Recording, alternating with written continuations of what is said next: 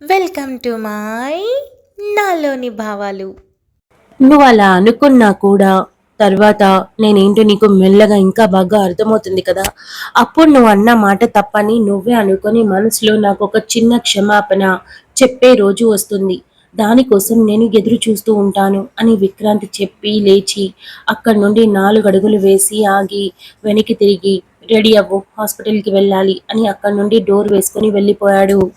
శైలజ అలాగే కూర్చుండిపోయి తల పట్టుకొని అసలు వెళ్ళిపోయిన వాడు తిరిగి తన కోసం రావడం ఏంటి, నేను వదిలి వెళ్ళటం చాలా తప్పని అనటం ఏంటి, అన్నింటికి మించి తను మాట్లాడిన మాటలు మొత్తం విన్నాక ఏదో ఒక రోజు తనే తప్పుగా మాట్లాడిందని రియలైజ్ అయ్యి క్షమాపణ చెప్పే రోజు వస్తుందని చెప్పడం ఇంకా విచిత్రంగా అనిపించి అసలు విక్రాంత మనసులో ఏం నడుస్తుందో శైలజకి అర్థం కాక అలానే ఆలోచిస్తూ కూర్చొని విక్కీ గారి మనసులో కూడా నాలాగే ఏదైనా అభిప్రాయం ఉందా, లేకపోతే ప్రస్తుతం ఆయన మనసులో ఉన్నది పంచుకోవడానికి అనువుగా నేను దొరికాను కదా అని అనుకుంటున్నారా అని ఆలోచిస్తూ అంతే ఉంటుంది.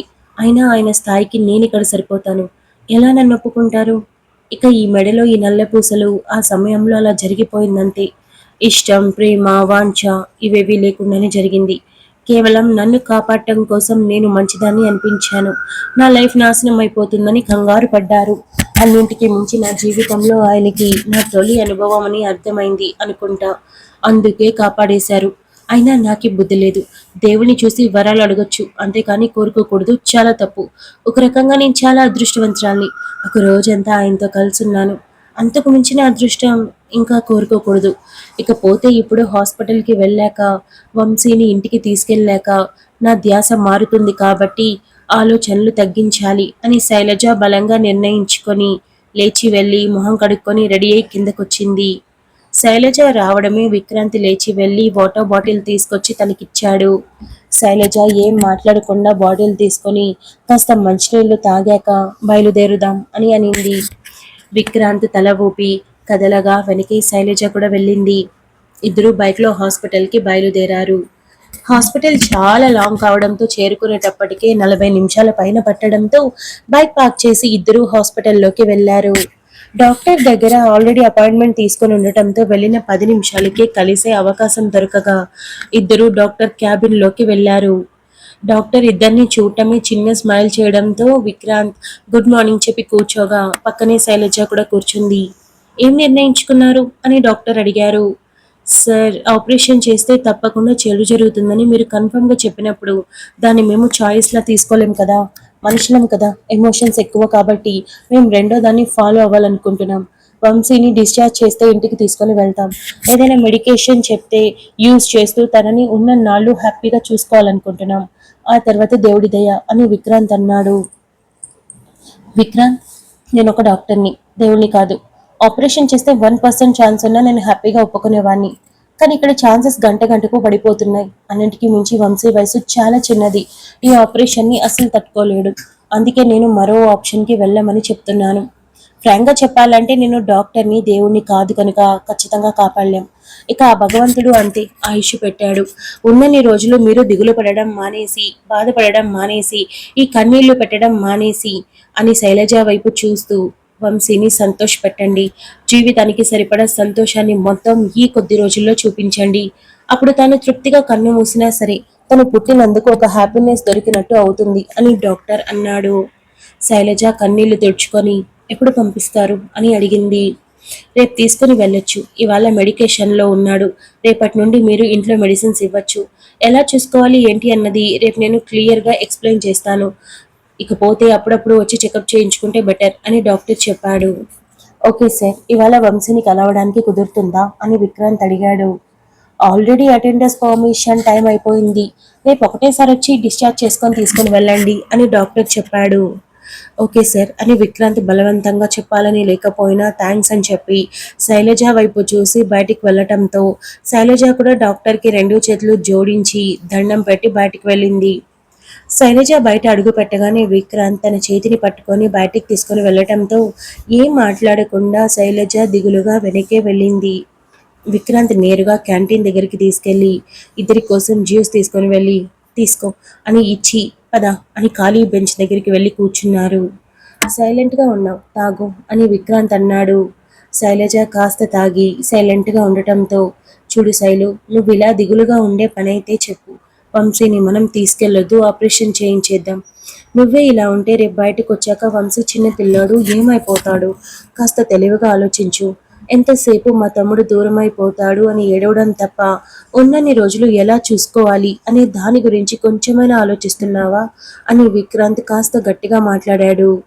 అది కాదు విక్కీ గారు అని శైలజ అంటూ ఉంటే, ప్లీజ్ బాధగా ఉంటుందని మాత్రం చెప్పకు. మనకి సొంతమైన వాళ్ళు, మనకు బాగా ఇష్టమైన వాళ్ళు మనల్ని వదిలి కంటికి కనిపించినంత దూరం వెళ్ళిపోతారంటేనే బాధగా ఉంటుంది. అలాంటిది శాశ్వతంగా దూరం అయిపోవడం గురించి ఆలోచిస్తే ఇంకెంత బాధగా ఉంటుందో నేను ఈజీగా అర్థం చేసుకోగలను. నాకు ఎక్స్ప్లెయిన్ చేయాల్సిన అవసరం లేదు. కానీ నువ్వు ఇప్పుడు ఆలోచించాల్సింది అది కాదు. ఎలా చూసుకోవాలి, ఎంత బాగా తనతో సంతోషంగా ఉండాలి, తన కన్ను మూసే ఆఖరి క్షణంలో తన పెదవుల మీద నవ్వు ఎలా ఉంచాలి అన్న దాని గురించి కాన్సన్ట్రేషన్ చేస్తే బాగుంటుంది అని విక్రాంత్ చెప్పాడు. శైలజ సైలెంట్గా ఉండటంతో విక్రాంత్ కూడా 2 నిమిషాలు మౌనంగా ఉండి, చూడు, నీ బాధని అర్థం చేసుకోకుండా పిచ్చి మాటలు మాట్లాడుతున్నాను అని మాత్రం అనుకోవద్దు. అర్థం చేసుకున్నాను కాబట్టి అర్థమయ్యేలా చెప్పడానికి ప్రయత్నిస్తున్నాను. ఇది కాస్త నువ్వు అర్థం చేసుకుంటే బాగుంటుంది అని అన్నాడు. లేదండి, నేను వాడిని బాగా చూసుకుంటాను, ఖచ్చితంగా బాగా చూసుకుంటాను. రేపటి రోజు నెలతగా ఉండను అని శైలజ అనింది. రేపటి నుండి నెలతగా ఉండను అంటే ఇప్పుడు ఉంటావా నా అర్థం అని విక్రాంత్ అడిగాడు. ఆ మాటకి శైలజ సైలెంట్గా ఉండడంతో, ముందు తాగు అని విక్రాంత్ చెప్పాడు. శైలజ ఇంకేం మాట్లాడకుండా జ్యూస్ మొత్తం తాగి గ్లాస్ పక్కనేసి, ఇక మనం వంశీని చూడటానికి కుదరదు, ఇంటికి వెళ్ళిపోదామా అని అడిగింది. ఇప్పుడు అర్జెంటుగా మనం ఎక్కడికైనా వెళ్ళాలా అని విక్రాంత్ అడిగాడు. లేదండి, మీకు పనులుంటాయి కదా అందుకు అడుగుతున్నా అని శైలజ అనింది. నాకేం పనులు లేవులే, నువ్వు నాకు వాటి గురించి గుర్తు చేయాల్సిన పని లేదు, పద అని శైలజ చేపట్టుకొని తీసుకుని వెళ్ళటంతో శైలజ ఇంకేం మాట్లాడకుండా వెనక్కి వెళ్ళింది.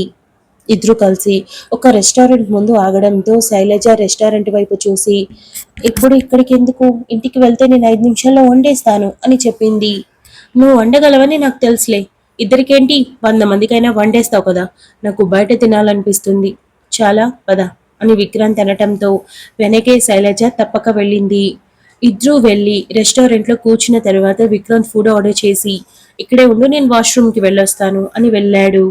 అదే రెస్టారెంట్లో పైన ఐస్ క్రీమ్ పార్లర్ ఉండటంతో అక్కడికి వచ్చి తన ఫ్రెండ్తో పాటు వెళుతూ ఉన్న ప్రజ్ఞకి ఒక్కటే కూర్చొని ఆలోచిస్తూ ఉన్న శైలజని చూడగానే, అరే పొద్దున కనిపించింది అంతలోనే మళ్ళీ కనిపించింది అనుకుంటూ హుషారుగా వెళ్ళి హాయ్ అని చెప్పింది. శైలజ తల పైకెత్తి ప్రజ్ఞని చూడగానే, మీరా అని చిన్న నవ్వుతో కూర్చోండి అని అనింది. ఏంటిక్కడ, మీ ఆయనతో కలిసి లంచ్కి వచ్చావా అని ప్రజ్ఞ అడిగింది. శైలజ మొహమాటంగా నవ్వి అవునండి అని చెప్పింది. అయితే నన్ను కూర్చోమంటున్నావు, పానకంలో పుడకలాగా నేనెందుకులే, మళ్ళీ మనసులో తిట్టుకుంటావు, అసలే కొత్తగా పెళ్ళైనట్టుంది, ఖచ్చితంగా తిట్టుకుంటావు అని ప్రజ్ఞ నవ్వుతూ, నేను నా ఫ్రెండ్తో వచ్చాను ఐస్ క్రీమ్ తినడానికి, తినేశాను వెళ్తున్నాను, హాస్పిటల్లో నా కోసం పేషెంట్లు ఎదురు చూస్తూ ఉంటారు అని ప్రజ్ఞ చెప్పింది. అయ్యో, అలా ఏమీ తిట్టుకోనండి, ఈ టైంలో ఐస్ క్రీమ్ ఏంటి, భోజనం చేయొచ్చు కదా అని శైలజ అనింది. లేదు, ఈ టైంలో నేను తినను, డైలీ నాకు మూడైపోతుంది, వేరే హాస్పిటల్లో ఒక డాక్టర్ని కలవడానికి వెళ్ళాను, అక్కడి నుండి తిరిగి వెళుతూ దారిలో ఈ ఎండలకి కాస్త ఐస్ క్రీమ్ గొంతులో పడితే బాగుంటుంది అనిపించి ఆగాను, వెళ్ళాలి, మళ్ళీ కలుద్దాం, చెప్పాను కదా, నువ్వు నాకు కాల్ చేయి, విజిటింగ్ కార్డు ఉందిగా అని ప్రజ్ఞ గుర్తు చేయడంతో, ఉందండి, జాగ్రత్తగా ఉంది అని శైలజ చెప్పింది. సరే మరి బయలుదేరుతాను అని ప్రజ్ఞ అనటంతో శైలజ కూడా లేచి ప్రజ్ఞతో పాటు బయట వరకు వెళ్ళి, సరే అండి, జాగ్రత్తగా వెళ్ళండి అని చెప్పింది. ఈ అండి గిండి వద్దని పేరు పెట్టి పిలవమని చెప్పాను కదా, ప్లీజ్ అని ప్రజ్ఞ రిక్వెస్ట్గా చెప్పింది. శైలజ చిన్నగా నవ్వి తల ఊపింది. దెబ్బ తగ్గిపోయిందా అని ప్రజ్ఞ తల మీద చూసి, పర్లేదు, సాయంత్రం ఒకసారి ఈ కట్టు తీసేసి ఆయింట్మెంట్ రాస్తే సరిపోతుంది, ఓకేనా అని ప్రజ్ఞ చెప్పడంతో, సరే ప్రజ్ఞ అని అనింది. వెరీ గుడ్, ఎలా పిలు, లేదా అక్క అని పిలు, ఇంకా బాగుంటుంది అని ప్రజ్ఞ చెప్పడంతో శైలజ నవ్వి, అక్కన్నా, చాలా బాగుంది అని అనింది. నాకు ఎలాగో తాడు బొంగరం లేదు, ఓ చెల్లి దొరికినట్టు ఉంటుంది అని ప్రజ్ఞ నవ్వుతూ, సరే బాయ్, ఫోన్ చేయడం మాత్రం మర్చిపోకు అని ప్రజ్ఞ మరీ చెప్పి బయలుదేరగా శైలజ బాయ్ చెప్తూ ఉండగానే కార్ వెళ్ళిపోయింది. విక్రాంత్ వాష్రూమ్ లో నుంచి వచ్చి చూడగా శైలజ కనిపించకపోవడంతో చుట్టూ వెతికి శైలజ అని కాస్త గట్టిగా అరవడంతో చుట్టూ ఉన్న వాళ్ళంతా తల పైకెత్తగా సారీ సారీ అని చెప్పి వడివడిగా బయటకు వస్తూ శైలజ బయట నిలబడుకుని బాయ్ చెప్పడం చూసి రిలాక్స్ అయి శైలజ అని పిలిచాడు. శైలజ వెనక్కి తిరిగి చూసి వెంటనే చకచకా మెట్లెక్కి విక్రాంత్ దగ్గరికి వెళ్ళి ఎందుకండి అంత గట్టిగా అరిచారు అని అడిగింది. నీకేమైనా బుర్ర పని చేస్తుందా? లోపల కూర్చొని ఉండవని చెప్పాను కదా. ఇలా బయటకు వచ్చేస్తే నువ్వు ఎక్కడ పోయావు, ఏమైపోయావని ఎంత టెన్షన్ పడ్డానో నీకు కొంచెం కూడా అర్థం కాదు. ఎవరికి ఇక్కడ నిలబడి చెయ్యుపుతో బాయ్ చెప్తున్నావు అని సీరియస్ గా అడిగాడు. అది పొద్దున గొల్ల నన్ను కొబ్బరికాయతో కొట్టింది కదా, తను ఇక్కడ ఐస్ క్రీమ్ తినడానికి వచ్చిందట. మీరు అలా వాష్రూమ్కి వెళ్ళగానే కనిపించింది, మాట్లాడింది, బాయ్ చెప్పి వెళ్ళింది. అందుకే తనతో పాటు నేను కూడా అలా బయటకు వచ్చానంతే అని శైలజ చెప్పింది.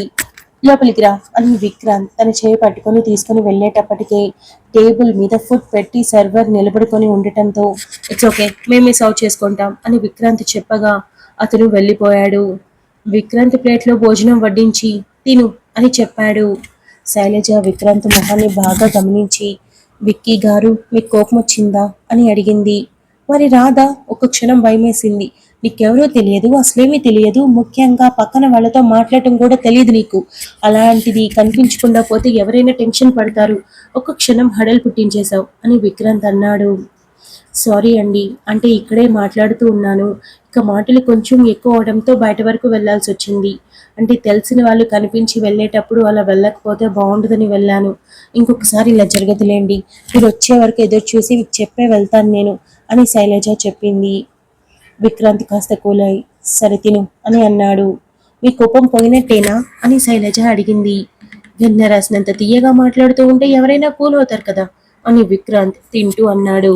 శైలజ సైలెంట్ గా తినడం మొదలు పెట్టడంతో విక్రాంత్ తనని చూసి చిన్న స్మైల్ తో తను కూడా తింటూ మధ్యలో మాట్లాడుకుంటూ సరదాగానే భోజనం పూర్తి చేసి సెలు ఇంకా ఏమైనా తింటావా అంటే ఐస్ క్రీమ్ జ్యూస్ అలా అడుగుతున్నా అని అడిగాడు.